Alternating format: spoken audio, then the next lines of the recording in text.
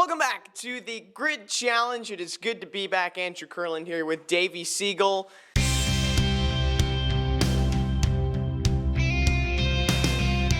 My gosh, do we have so much to talk about as we head into the championship. I don't know what you're talking about. We got nothing to chat about this week. I know, yeah. You know what? Great show. Let's call it a day, and we'll move on. Yeah. No, throughout the playoffs, Kevin Harvick and Denny Hamlin have both been like, well, we got to make it to Phoenix first. They did not consider themselves locks, and sure enough, Kevin Harvick does not make it to the championship four. Your reaction to that? Disbelief, shock, amazement, all of the above. It's something that we didn't expect was going to happen. I think in my heart of hearts and in Harvick's heart of hearts and their entire team, I think even they didn't really think this was a possibility when they entered the postseason. They had 67, I think it was, playoff points, more playoff points than anyone had ever had since they were instituted in 2017. But as they said post-race, you have to play the cards that you're dealt. And the cards that they were dealt was a second-place finish at Kansas when they weren't able to pass Joey Logano, a wet PJ1 at Texas that forced them to hit the wall and knock the toe out a little bit, and then 3 days later they came back and things weren't the same. And Martinsville, where historically the Ford team has been really, really weak considering their standards. And when you look at the playoff system, it doesn't really reward consistency. It rewards putting together 3 races in a row. And this specific round, the Ford team didn't do that. They had 2 of their worst races of the year on back-to-back weekends when it counted the most. And you can say all you want about, the format's this, the format's that. We're not here to talk about that. The bottom line is Kevin Harvick and the Ford team did not do what they needed to advance to the championship four. Are they deserving of advancing? Absolutely. They won 9 races in the regular season. They've been far and away the best team, the best driver, the best car for the totality of the season. But when the money was on the line, when it mattered most, they didn't perform up to the standards that they needed to. That's the bottom line. Chase Elliott did, Brad Keselowski did, Joey Logano did, Denny Hamlin did. Kevin Harvick didn't do it well enough, and he's not in the championship four. It's crazy to say. I got to ask you a question real quick. If you're Harvick, right, and I know we're Monday morning quarterbacking the you-know-what out of this, but I'm watching that, and I'm thinking to myself, he needs that one spot. He needs that 1 point. So he's either going to wreck him, bump him, or do something because a teammate wasn't going to back up to him at that point. He tries to hit Kyle Busch coming off of 4. I understand. Monday morning quarterback, we're nitpicky. But why not do it in entry? Yeah. Bump and run? Why not do it in entry? Just drive it in deep. Yeah. That way you're able to potentially get to his door a little bit easier, push him up as far as you want against the wall, and theoretically, not put yourself in a spinning situation. Then you can even if that doesn't work, then there's a last-ditch effort of the drag race. Again, it's nitpicky. I know. It's probably hard to analyze it being in the car, but yeah, you're right. Give him the bump and run. But a few car lengths ahead of Kevin Harvick was Chase Elliott, or probably more than a few car lengths, just a few. He kind of pulled away there at the end of Martinsville, but Chase Elliott raced his way into the championship for the first time in his career. During that post-race Zoom, I thought it was so cool that Chase was basically talking about this. He's never done this before. Even racing for a championship in the Xfinity series, or when it was the Nationwide series, he won it on points. He actually won it a race before actually going to Homestead. So now Chase Elliott's thrown into this championship 4 situation. I think this is one that we've been waiting to see for so long. I think it's really cool that it's finally here. And can I just say, when we started this thing, I said Chase Elliott was going to be in the championship 4. I had a feeling this was going to be the year. And, we both got Harvick wrong, but at least I got Chase right. Well, congrats to you on that. And I think what you said there of what he was saying is really the key here. There's a lot to be said of, confidence, momentum, how you're feeling mentally, preparing for the weekend, all that stuff. I really do think that getting over this proverbial hump for Chase Elliott was bigger mentally than anything else. Because we've seen throughout his Cup career how hard he is on himself. He's the quintessential, I just hate it for my guys driver, right? If I had a nickel for every time he said that, I'd be a rich man. So I think the fact that he was finally able to not just win in this situation, but win to get into the championship 4, it's also Chevrolet's first appearance in that since 2016 when Jimmy Johnson won the championship, snatched it from the jaws of Carl Edwards, and I think Joey Logano that year maybe. But it's big for Chevrolet. It's huge for Chase Elliott and Hendrick Motorsports because for the past few years, he's been stuck in this semifinal round, hasn't been able to get over that hump to the title race. And now that he's done that, especially with Harvick not being there, Hamlin has not had a very good round, not a very good playoffs. He's pretty much going up against three of the best drivers that have been around the sport in the last 10 or so years. And the fact of the matter is, with this championship format, it's anybody's race on that given day at that specific track. Chase has the momentum. Chase clearly has the confidence. He must be in a great mental headspace right now. And he's trying to bring pride back to the state of Georgia because the Braves are not doing well holding on to late leads. Neither are the Georgia Bulldogs. So maybe Dawsonville, Georgia's Chase Elliott can get off the schneid. Well, you mentioned that mental gap that he had to bridge. And as soon as he got that first win, then all the wins started rolling in. And as soon as he can get to that championship four, I think this is just opening the gate. And he even admitted himself. I think it's so interesting. Drivers won't necessarily admit it in the moment, but after the fact, I think Bob Pockers actually asked him the question, like, what does this mean for you years down the road? He said this is huge. This is among one of the biggest wins in his career thus far. Yeah. So to see the potential, can Chase Elliott be 1-for-1? First chance in the championship four, can he win it? And I think, like we mentioned in the Xfinity series a few weeks back, this is anybody's game. Joey Logano won this race earlier in the year. Denny Hamlin won this race last year when he needed to. Backs against the wall moment. You mentioned Chase Elliott has the momentum rolling with him.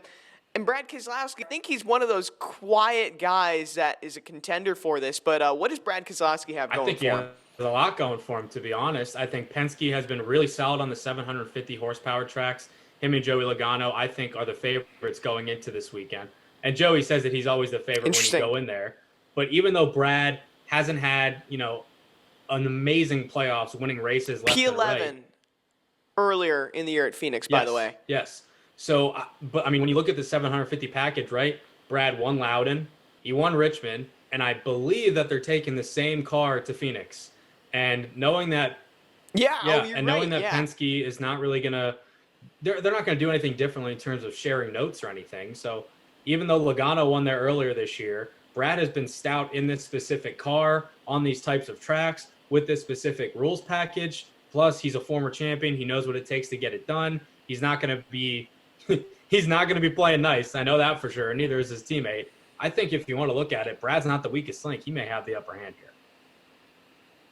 here. That is actually a great point. Completely forgot about the fact that the Richmond car they're bringing that they won. They dominated, right? That race. They're bringing to Phoenix. To see Brad Keselowski in that Richmond car, I'm curious to see how that converts to Phoenix. All right. Should we do a champion prediction? I mean, this is like seriously anybody's game. You can literally draw a name out of a hat and I wouldn't be surprised. This is, what a group we have. My gut tells me it's going to be Brad. I do. My gut tells me it's going to be Brad, but I picked Denny at the start of the year, so going off of him would kind of be like a jumping off the train at the last minute type of thing. So here. Okay, this is what I'm going to do. Here's my AirPod case, okay?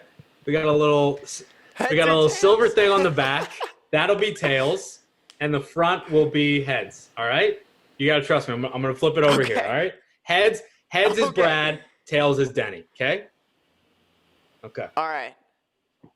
This is the Brad Keselowski's your champion, baby.